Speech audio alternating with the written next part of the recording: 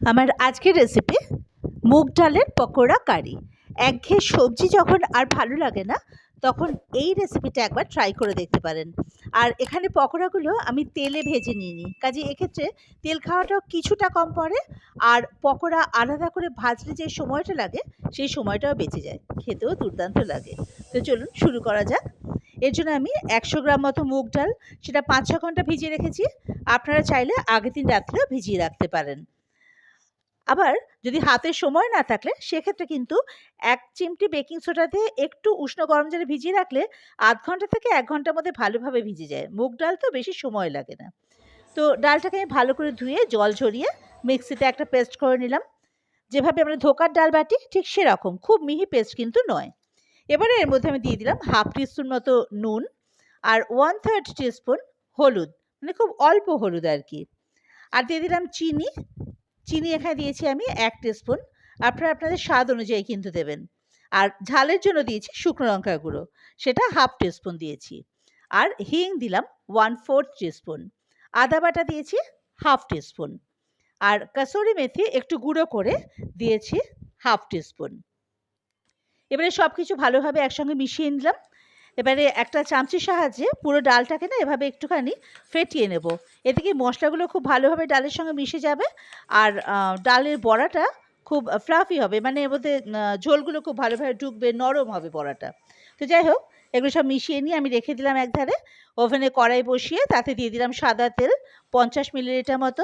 তেল গরম হয়ে গেলে ফ্লেমটাকে মিডিয়াম টু লোতে করে ফোড়নে দিয়ে দিলাম একটা শুকনো লঙ্কা, একটা তেজপাতা আর 1/2 টিস্পুন গোটা জিরে। আর দিলাম 1/4 টিস্পুন হিং। সব কিছু একটু ভাজা ভাজা হয়ে গেলে কয়েক সেকেন্ড ধরে এর মধ্যে দিয়ে দিলাম একটা টমেটো পেস্ট করে। যেই মিক্সির মানে জারটার মধ্যে আমি ডালটা বেটেছিলাম, তাতে পুরো ডাল ঢেলে নেওয়ার পরেও গায়ে একটু লেগে থাকে না জারের গায়ে, তো ওতে আমি টমেটোটা বেটে নিলাম। তার ফলে ওইটুকু ডাল নষ্টও হলো না, আবার টমেটোটার সঙ্গে ওই ডালটা পড়াতে ঝোলটাও একটু গাঢ় হবে। তো যাই হোক, এটাকে ভালোভাবে একটু নাড়াচাড়া করে নিলাম।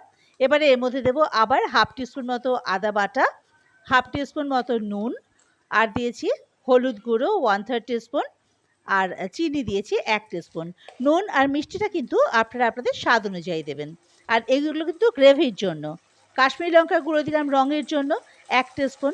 আপনারা চাইলে কিন্তু এখানে শুকনো লঙ্কার গুঁড়ো দিতে পারেন, আমি দিইনি।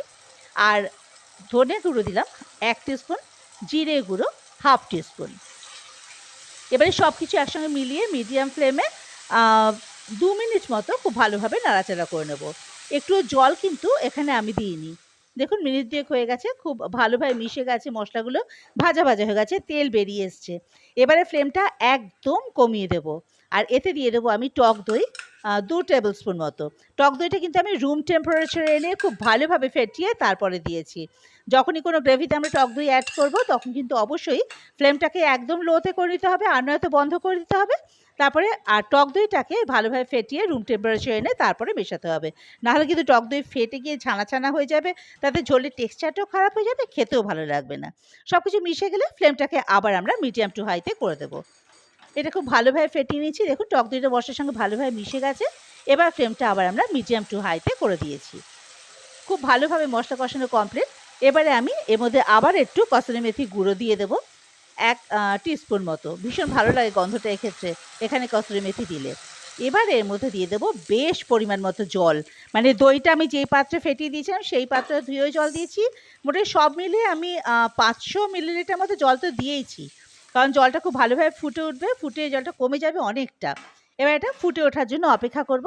ঢাকা দিয়ে দিলাম জলটা আমি, ঢাকা দিয়ে তাড়াতাড়ি ফুটে যাবে আর কি। দেখুন 1-1.5 মিনিটের মাথায় জল একদম টকবক করে ফুটছে। এই অবস্থায় ওই যে ডালটা বেটে রেখেছিলাম মুগ ডালটা, ওটা ছোট ছোট করে মানে বড়ির আকারে পকোড়াগুলো দিয়ে দেবো এই ঝোলের মধ্যে বা জলের মধ্যে। এটা কিন্তু ফ্লেমটা হাইতেই থাকবে, আর জলটা কিন্তু এইভাবেই টকবক করে ফুটতে হবে, না হলে এই পকোড়াগুলো দেওয়ার সাথে সাথে ছেড়ে যাবে, এভাবে আকারটা নেবে না আর কি। তো যাই হোক, মিনিট 5 হাই ফ্লেমে এটা ফুটবে।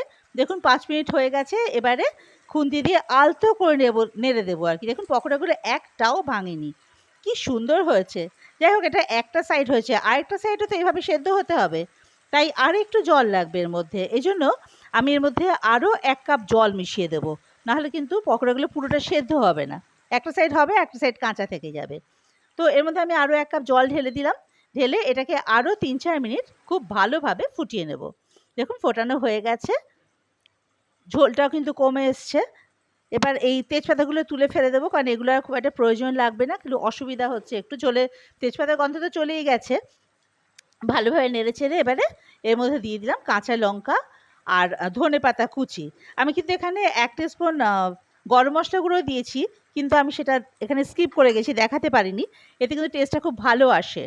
তো খুব ভালোভাবে সমস্ত কিছু নাড়াচাড়া করে আবার মিনিট খানেক মতো ভালোভাবে ফুটিয়ে ফ্লেমটাকে অফ করে ঢাকা দিয়ে রেখে দিলাম মিনিট 2। মিনিট 2 পর ঢাকাটা খুলে নিলাম। দেখুন রেডি আমাদের মুগ ডালের পকোড়া কারি। ঝোলটা দেখেছেন খুব সুন্দর লাগছে না? আর পকোড়াগুলো খুব ভালোভাবে সেদ্ধ হয়ে গেছে। দেখুন। আর ঝোলটা আমি এরকম রেখেছি, কারণ এটা ঠান্ডা হয়ে গেলে আরও একটু ঘন হয়ে যাবে। আর পকোড়াগুলো দেখুন, আমি একটু কেটে দেখিয়ে দিই। দেখুন কি স্মুথ, মানে খুব নরমভাবে কাটা হয়ে যাচ্ছে, খুব ভালোভাবে সেদ্ধ হয়েছে এটা। আর ঝোল যে ভেতরে ঢুকেছে সেটা বুঝতেই পারছেন। এবার এটাকে সার্ভিং বোলে নামিয়ে নেওয়া পালা।